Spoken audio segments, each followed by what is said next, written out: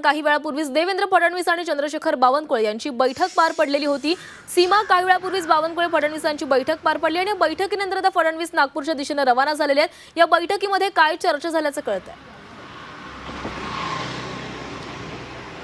आज शपथविधी सोहळा नागपूरच्या राजभवनामध्ये पार पडणार आहे आणि शपथविधी सोहळ्यासाठी काही तास शिल्लक असताना अजूनही चर्चासत्र जे आहे ते आपल्याला भाजपमध्ये होताना आपल्याला बघायला मिळत आहे। काही वेळापूर्वीच मुख्यमंत्री देवेंद्र फडणवीस हे नागपूरसाठी रवाना झालेत आणि त्यापूर्वी भाजपचे प्रदेशाध्यक्ष चंद्रशेखर बावनकुळे हे सागर बंगल्यावरती दाखल झाले होते। देवेंद्र फडणवीस आणि चंद्रशेखर बावनकुळे यांच्यामध्ये जवळपास अर्धा तास चर्चा झाली।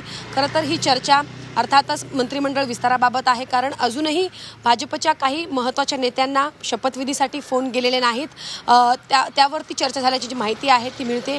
आता या भेटीनंतर खरं तर असं एक तर्क लावला जात आहे, अशी चर्चा राजकीय वर्तुळामध्ये सुरू झालेली आहे की जर अंतिम टप्प्यापर्यंत अंतिम तासापर्यंत शेवटच्या क्षणापर्यंत ह्या दोन्ही नेत्यांमध्ये जी आहे ती बैठक होताना आपल्याला बघायला मिळत आहे। त्यामुळे आता नेत्यांची जी धाकधूक जी आहे ती वाढलेली आहे, कारण अजूनही काही माजी मंत्र्यांना चंद्रशेखर बावनकुळे अर्थात पक्षाकडून फोन गेलेला नाहीये। त्यामुळे त्यांच्या बाबतीत आता काही वेगळा निर्णय घेतला जातो का, शेवटच्या क्षणी नेत्यांचा पत्ता कापला जातो का, काही नवीन चेहऱ्यांना संधी दिली जाते का, असे अनेक प्रश्न नक्कीच या संपूर्ण यादी संदर्भात किंवा जे आमदार आहेत कुणाला मंत्रिपद मिळणार याबाबत खूपच सस्पेन्स ठेवण्यात आलेला आहे।